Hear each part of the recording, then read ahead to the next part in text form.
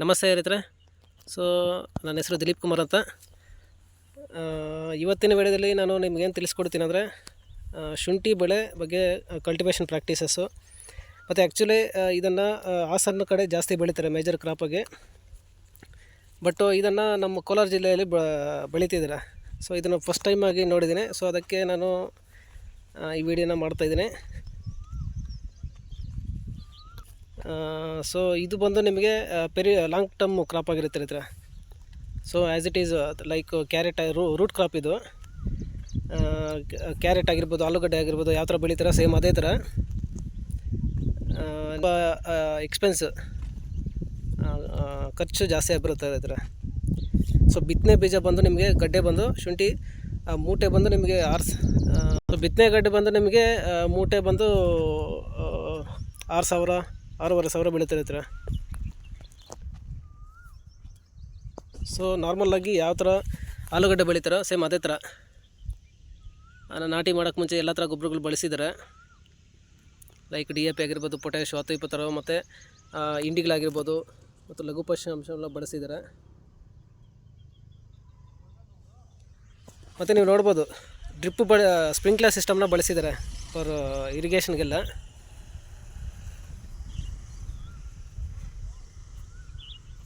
ಮತ್ತು ಇದು ಕಟಾವಿಗೆ ಬಂದು ನಿಮಗೆ ಇದರಲ್ಲಿ ಯಾವುದೇ ಥರ ರೋಗ ಆಗಿರ್ಬೋದು ಮತ್ತು ಕೀಟಗಳು ಕಡಿಮೆ ಕಂಪೇರ್ ಮಾಡಿದ್ರೆ, ಆಲೂಗಡ್ಡೆ ಅಥವಾ ಟೊಮೆಟೊ ಬೆಳೆ ಕಂಪೇರ್ ಮಾಡಿದ್ರೆ ಇದರಲ್ಲಿ ರೋಗಗಳು ಕೀಟಗಳು ಪರ್ಸೆಂಟೇಜು ಕಡಿಮೆ. ಮಳೆ ಬಿದ್ದರೆ ಈ ಕೊಳೆ ರೋಗ ಬರುತ್ತೆ ಅಷ್ಟೇ ಇರುತ್ತೆ. ಸೊ ಅದನ್ನು ಹತೋಟಿ ಮಾಡಬೇಕಾದ್ರೆ ನೀವು COC, ಮೆಟ್ಲಾಕ್ಸೆಲ್ಲು, ಜನರಲ್ ಫಂಗಿಸೈಡ್ಸ್ನ ಬುಡಕ್ಕೆ ಕೊಡ್ಬೋದು, ಅಥವಾ ಡ್ರೆಂಚಿಂಗ್ ಮಾಡ್ಬೋದು, ಅಥವಾ ಡ್ರಿಪ್ಪಲ್ಲಿ ಕೊಡ್ಬೋದು ಈ ಥರ. ಸೊ ಈ ಥರ ಇರುತ್ತೆ ಗಿಡ. ನಾವು ಒಂದು ನಾಟಿ ಮಾಡಿದ್ಮೇಲೆ 1 ವರ್ಷಕ್ಕೆ ಕಟಾವಿಗೆ ಬರುತ್ತೆ ಈ ಥರ.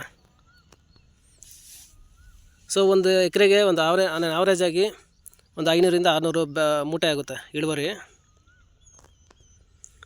ಸೊ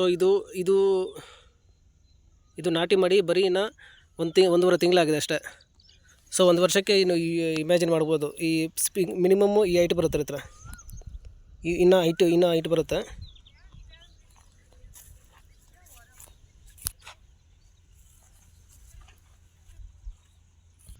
ಮತ್ತು ಬಿತ್ತನೆ ನಾವು ಕಟಾವು ಮಾಡಿದ್ಮೇಲೆ ಮಾರಾಟ ಮಾಡೋಕ್ಕೆ ಹೋದರೆ ನಿಮಗೆ ಮೂಟೆ ಬಂದು 5,000, 5,500, 6,000 ಮಿನಿಮಮ್ ಆ ಥರ ರೇಟ್ ಸಿಗುತ್ತೆ ರೈತರ.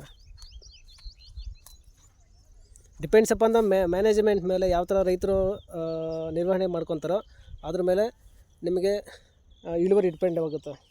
ಸೊ ಪ್ರಾಪರಾಗಿ ನ್ಯೂಟ್ರಿಷನ್ನು ಮತ್ತು ಇರಿಗೇಷನ್ನು ಮತ್ತು ಕೆಮಿಕಲ್ಸ್ನ ಮ್ಯಾನೇಜ್ಮೆಂಟ್ ಮಾಡ್ತಾಯಿದ್ರೆ ಸೊ ಡೆಫಿನೆಟ್ಲಿ ನಿಮಗೆ ಒಳ್ಳೆ ಇಳುವರಿ ಬರುತ್ತೆ.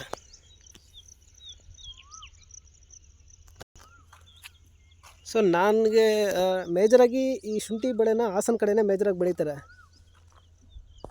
ಬಟ್ಟು ಕೋಲಾರದಲ್ಲಿ ಬೆಳೀತಿರೋದು ಇದು ನಾನು ನಮ್ಮ ಗಮನಕ್ಕೆ ಬಂದಿರೋದು ಇದು ಫಸ್ಟ್ ಟೈಮು. ಸೊ ತುಂಬ ಚೆನ್ನಾಗಿ ಬರುತ್ತಂತೆ. ಸೇಮು ಹಾಸನ ಏರಿಯಾದಲ್ಲಿ ಯಾವ ಥರ ಬರುತ್ತೋ ಅದೇ ಥರ ಇಳುವರಿ ಎಲ್ಲ ಬರುತ್ತಂತೆ ಅದೇ ಥರ.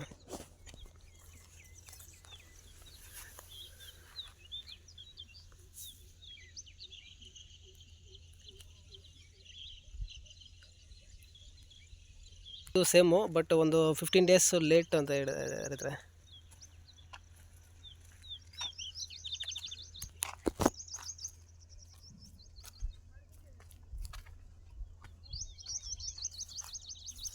ಬಟ್ ರೈತರನ್ನ ಮಾತಾಡೋಕ್ಕೆ ಅವಕಾಶ ಕೊಡಲಿಲ್ಲ, ಅದಕ್ಕೆ ನಾವೇ ಮಾತಾಡ್ತಾಯಿದ್ದೀವಿ.